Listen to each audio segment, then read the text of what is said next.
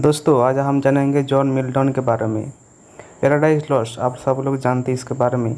इस अमर महाकाव्य के रचयिता जॉन मिल्टन अंग्रेजी के सर्वकालीन महान काव्यों में परिगणित है।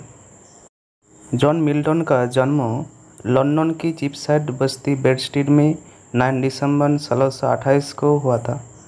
उनके पिता कठोर पुरिटन होते हुए भी साहित्य एवं कला के प्रेमी थे, जिस कारण बालक मिल्टन को एक सांस्कृतिक परिवार के सभी लाभ प्राप्त हुए। मिल्टन की शिक्षा सेंट पॉल स्कूल तथा कैम्ब्रिज विश्वविद्यालय के क्राइस्ट कॉलेज में हुआ था।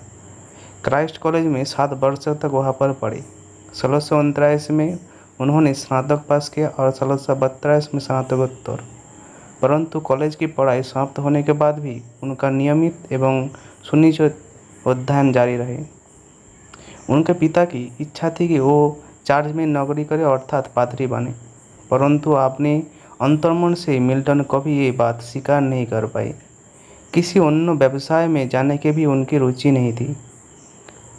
स्वाभाविक रूप से वो आर्थिक उन्नति की बात सोचते हुए काव्य रचना में लग गई। पिता की अच्छी आर्थिक स्थिति होने के कारण ऐसे कारण में उनका कठिनाई की अनुभूति ही नहीं हुई।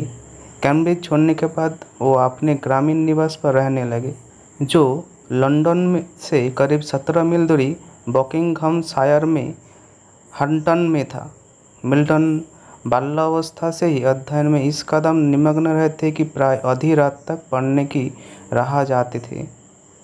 विश्वविद्यालय में भी उनकी ये अध्ययन निष्ठा बनी रही और ग्रामीण निवास के एकाग्रतावास में स्वाभाविक रूप से उनका अध्ययन अबाध गति से चलता रहा। इस प्रकार पहले से ही रुकी हुई दृढ़ नींवों पर अपने पांडित्य में अनवरत वृद्धि करके मिल्टन बड़ा भारी विद्वान बन गया। ये बात सावधानीपूर्वक ध्यान में रखनी आवश्यक है, न केवल इसलिए कि अपने पांडित्य की विशालता एवं विशुद्धता में वो हमारी अन्य सभी काव्यों से कहीं ज़्यादा बढ़ चढ़ करेगी, बल्कि इसलिए भी कि उसके पंडित्य ने सर्वत्र उसके साहित्य का प्रेषण किया है कि जिसके फलस्वरूप उसका साहित्य उसके पांडित्य से अतप्रित है। 30 वर्ष की आयु में यात्रा का निश्चय करके मिल्टन लंदन से पेरिस होते इटली तक गए, परंतु स्वदेश में संकटपूर्ण स्थिति के समाचार प्राप्त होने के बाद उन्होंने यात्रा करना अनैतिक जाना पड़ा। अगस्त 1639 में वो लंदन लौट आई और 1640 के बाद सत्ता के विरुद्ध यूरोपियन को सहायक के रूप में क्रियाशील रहे। कैम्पबेल की स्थापना होने पर वो विदेशी मामलों को समिति के लिए लॉर्ड सेक्रेटरी नियुक्त हुए। 1643 में उन्होंने राजपक्ष के एक सदस्य रिचर्ड पावेल का जुबनी कन्या मेरी पावेल से विवाह किया, परंतु वो विवाह तो दुर्भाग्यपूर्ण सिद्ध हुआ। इस युवती को लगा कि मिल्टन के साथ जीवन यात्रा कर्मय है और इसलिए वो महीने भर बाद भी अपने पिता से मिलने गई और वहाँ से लौटने से इनकार कर दिया। ऐसे के बाद मिल्टन ने तलाक के सिद्धांत तथा अनुशासन पर एक टीका लिखी थी।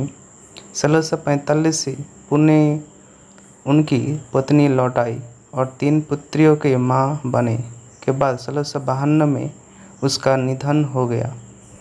1652 के आरंभ में ही अत्यंत दुर्भाग्यपूर्ण रूप से वो बिल्कुल आधे हो गए। अत्यधिक परिश्रम के कारण पहले से उनकी दृष्टि काफ़ी कमज़ोर हो चुकी थी। 3 वर्ष बाद उन्होंने पुनः विवाह किया, परंतु उनकी पत्नी कैथरीन वुडकॉक 15 महीने के अंतर से मर गई।